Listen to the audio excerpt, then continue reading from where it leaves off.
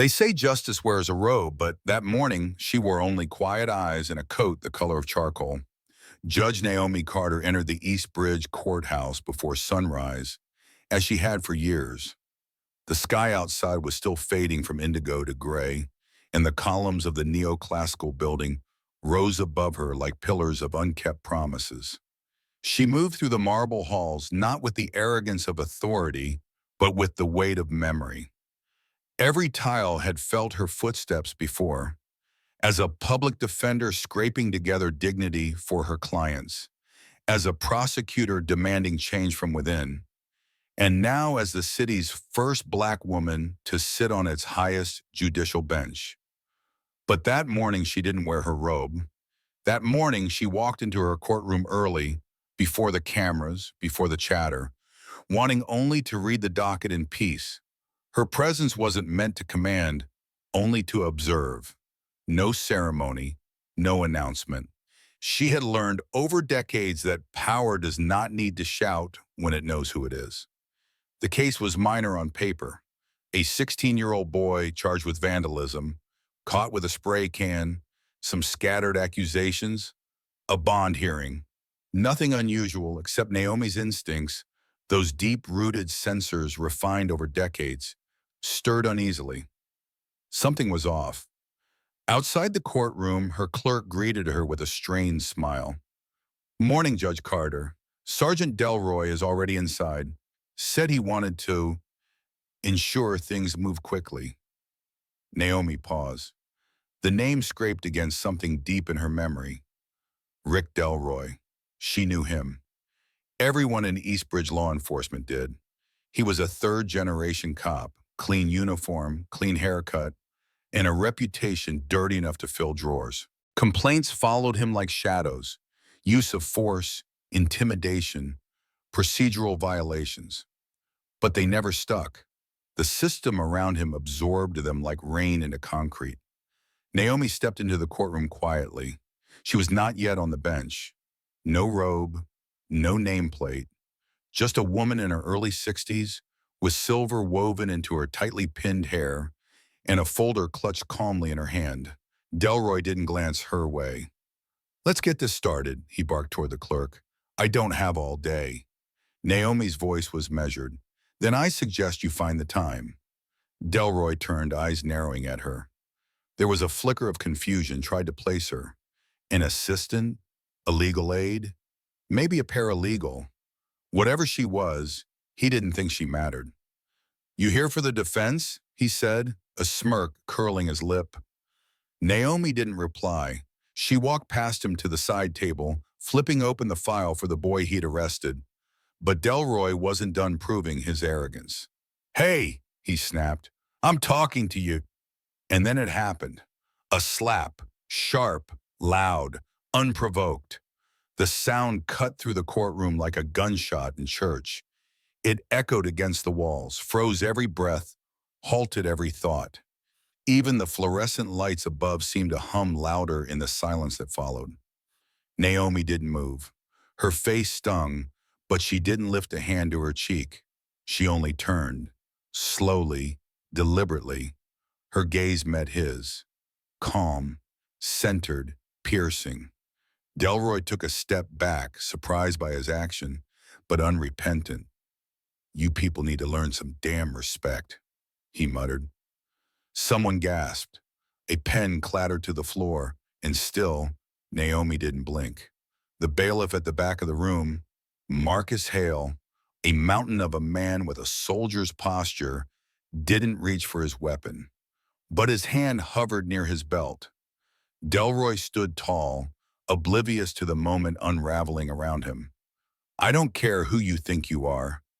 Naomi stepped once, then again, and then she climbed the platform. One step, another, each one echoing with history. When she turned, she stood behind the bench, the seat of justice. She looked out over the courtroom, not as a woman who had been humiliated, but as the authority they had just violated. Her voice, when it came, was steel wrapped in silk. "Is this how you treat officers of the court, Sergeant?" Delroy blinked. Once, then again. And for the first time in his career, he felt fear, not because of what Naomi wore, but because of what she would not allow him to walk away from. The courtroom didn't move. For a few seconds, the silence weighed more than the slap. Everyone felt it, in their throats, in their spines. Naomi Carter stood behind the bench like a storm made of marble, not raised in anger, but elevated in truth. Her eyes stayed fixed on Sergeant Rick Delroy, whose smirk had begun to tremble around the edges. "I asked you a question, Sergeant," she repeated, voice even. "Is this how you treat officers of the court?" Delroy opened his mouth but found no words. His brain reached for excuses, for fallback scripts, but nothing fit. She wasn't supposed to matter, and now she stood above him, gavel within reach. I I didn't know who you were," he muttered. "That is not what I asked," Naomi said, cutting through his defense like ice. "Did you strike me?" He hesitated. "I Yes or no?" A reporter near the back clicked her phone screen on. A junior defense attorney whispered to their colleague. Cameras were coming out now. Not the official kind, but the kind that went viral. Naomi saw it, acknowledged it, then returned her eyes to Delroy. "Yes," he finally admitted, defiant. "But you weren't wearing the robe. You thought I was beneath you." The words landed like a hammer. Delroy flinched. "You're twisting this." "I'm documenting it," Naomi said coldly. "You assaulted a woman in a courtroom without cause. Your only defense is ignorance, and I'm not sure that's even your worst crime." Delroy shifted, for the first time showing real unease. He glanced at the officers posted in the back. They looked away. Not one would meet his eye, even the clerk. Harper had gone pale. Naomi turned to the bailiff. "Mr. Hale, is this courtroom under surveillance?" "Yes, Your Honor. 2 audiovisual units. Active." "Good. Then let the record show that a sworn officer of Eastbridge Police Department has assaulted a sitting judge in open court." Delroy took a step back. "Wait, this is being blown out of—" Naomi held up a hand. He stopped. "You've had 20 years of warning, Sergeant Delroy. I've seen your name in too many complaints. I've watched misconduct disappear beneath paper trails and procedural smokescreens. But not today. Today it happened under lights, under oath, under camera, and it happened to someone who can't be silenced." Her words hit with surgical precision. There was no drama in her tone, only certainty. Delroy tried one last gasp of power. "That kid," he said, pointing at the teen still seated at the defense table. "He's a thug. I caught him red-handed." "Enough!" Naomi's voice cracked through the room like a gunshot. The gavel slammed once, then again. "You do not justify assault by pointing fingers at a minor. You do not escape accountability by shifting blame.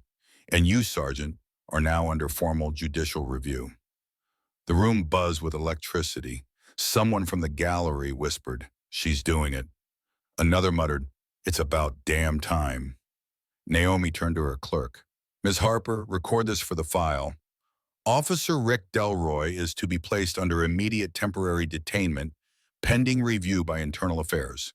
Do not apply cuffs, but do not allow him to leave this room." Delroy's face flushed red. "You can't be serious." Naomi's stare hardened. "And yet, here we are." She turned to Hale. "Escort him to holding room B." The bailiff stepped forward. Delroy didn't resist, but his fists clenched like he was holding in something wild and ugly. As he was led away, Naomi turned back to the courtroom.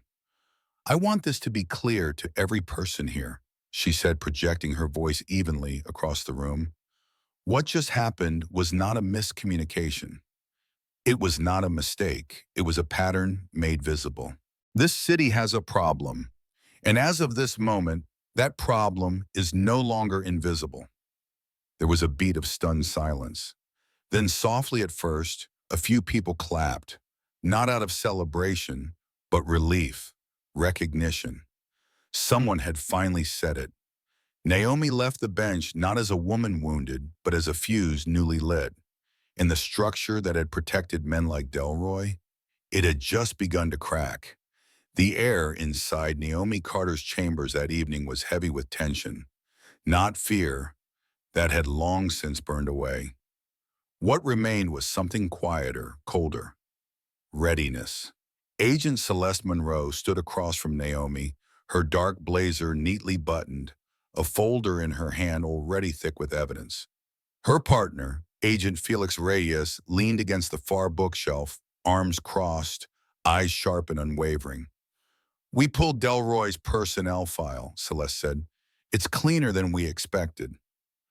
"Too clean," Reyes added, suspiciously so. Naomi didn't flinch.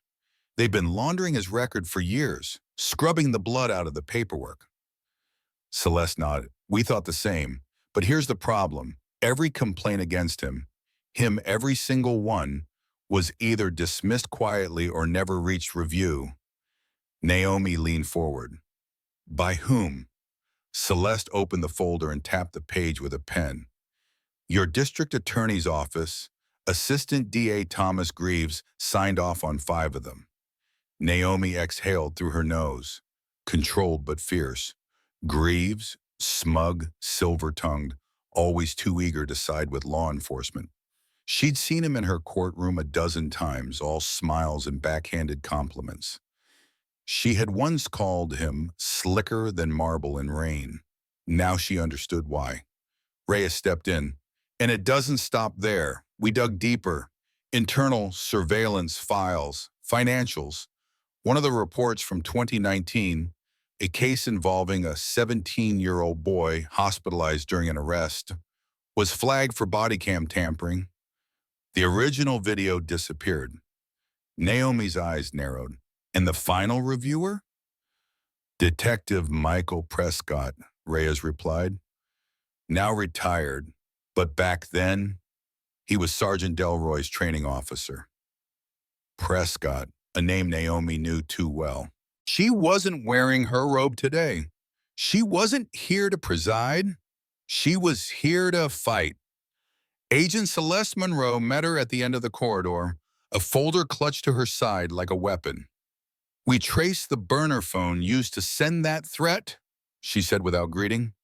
"It pinged twice last night. One call to a shell company in Atlanta. That company shares office space with a lobbying firm tied to your mayor's re-election campaign."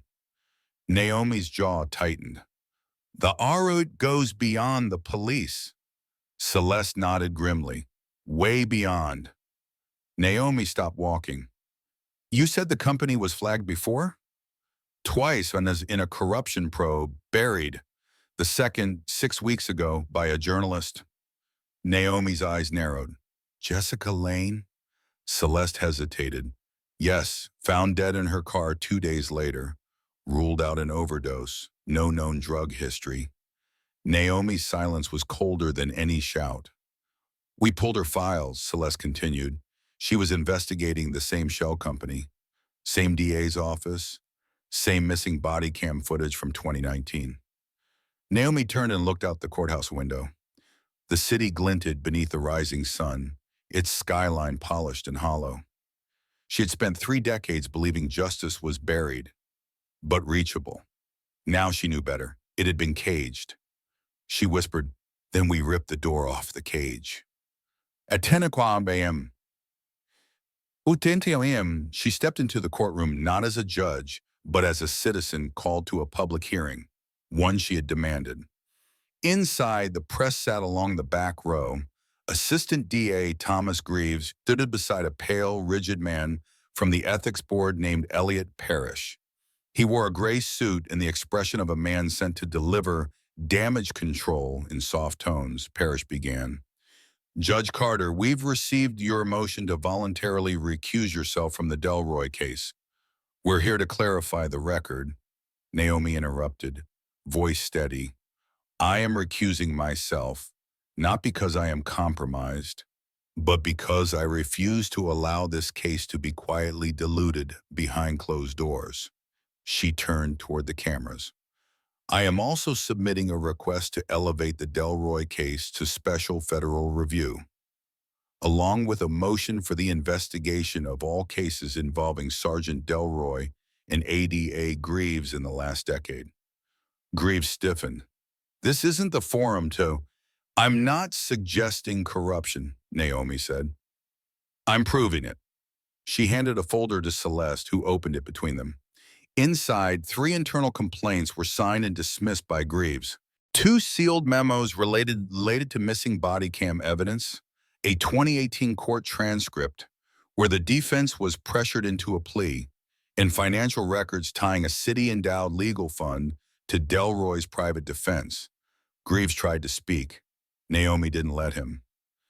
"You declined prosecution against Delroy 5 times, she said, despite contradictory statements under oath, despite injuries, despite video evidence now conveniently lost." Then Celeste added the final piece. "And the server that stored that footage? It was owned by a private contractor approved by your office, Mr. Greaves." Parrish's face paled. "We will need time to review this." "You'll have it," Naomi said. "But let the record reflect. I stepped down not out of fear, but because I refused to let this city keep swallowing the truth." There was no applause, only silence, the kind that comes before collapse. Outside, protesters had already begun to gather. Some held signs that read, "Truth over silence." Others carried photos of loved ones caught in forgotten cases. But inside the courtroom, Naomi Carter had drawn the first complete map of a system long protected by closed doors and quiet hands. And now that map is public and burning. 3 weeks later, the federal courthouse in downtown Eastbridge stood at capacity. Outside, a sea of faces, protesters, reporters, families. Some held signs that read, "Justice for all" or "Justice for none." Others carried photos, brothers, sons, daughters. Cases once dismissed as noise. Now they were evidence. Now they mattered. Inside, Naomi Carter sat in the front row, not behind the bench, not in her robe. Today she was not a judge. Today she was a witness. The case? The state versus Sergeant Rick Delroy. Charges: assault of a federal judge, obstruction of justice, witness intimidation, evidence suppression, conspiracy, 5 felony counts. But the ripple went far wider. 2 ADA prosecutors had resigned. 3 precincts were under investigation. A retired judge, William Prescott, Naomi's old mentor, had been formally suspended. And now the entire Eastbridge Police Department was under federal oversight. When Naomi took the stand, she didn't speak with outrage. She didn't need to. "I was struck," she said calmly, "not because I wore a robe, but because in that moment, a man saw me and decided I didn't belong." She looked directly at the jury.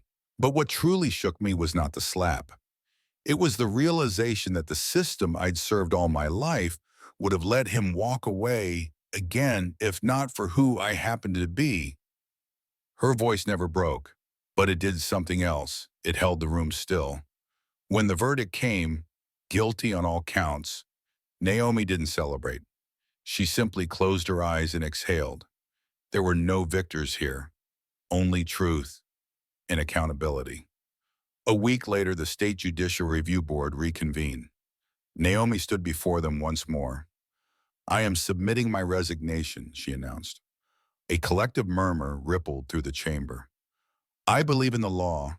I always have. But I also believe in making room, not for legacy, but for momentum." One of the board members stood, hesitant. "Judge Carter, your leadership has become symbolic of change." Naomi shook her head gently. "Symbols fade. Systems last. Make sure the next woman who wears this robe doesn't have to bleed to be heard." And with that, she walked away. No applause, no title, just peace. 2 months later, Naomi sat on the front porch of her sister's home in the quiet edges of Eastbridge. The courthouse lay far behind, now bathed in morning sun and federal scrutiny. Her nephew biked up the driveway, backpack swinging. He dropped the bike and ran straight into her arms. "Auntie Naomi," he said breathlessly, "I saw you on TV." She held him tightly. "I know you made them listen," he added. She pulled back just enough to look him in the eyes. "No, sweetheart," she said softly. "I made them look. Listening? That's still up to them." They sat together as the wind whispered through the trees. A city healed slowly in the distance. And on that porch, one woman, once silenced, once threatened, sat quietly, with nothing left to prove, but everything is left to protect. Moral lesson: this is not just a story about a slap, not just about a corrupt officer, not even about a judge. It's about the moment truth becomes louder than tradition. Judge Naomi Carter showed us that justice is not preserved by robes or gavels, but by people willing to break silence when it costs the most. She stood in a courtroom not to punish, but to expose. She turned a personal attack into a public reckoning. She knew that sometimes the most dangerous thing to the powerful is being seen by someone they cannot silence. In a world where systems protect themselves more than the people they serve, Naomi taught us that courage isn't the absence of fear. It's the decision that the truth is worth the risk. Power isn't what you hold. It's what you justice. Real justice begins not with noise, but with someone finally daring to speak and being heard.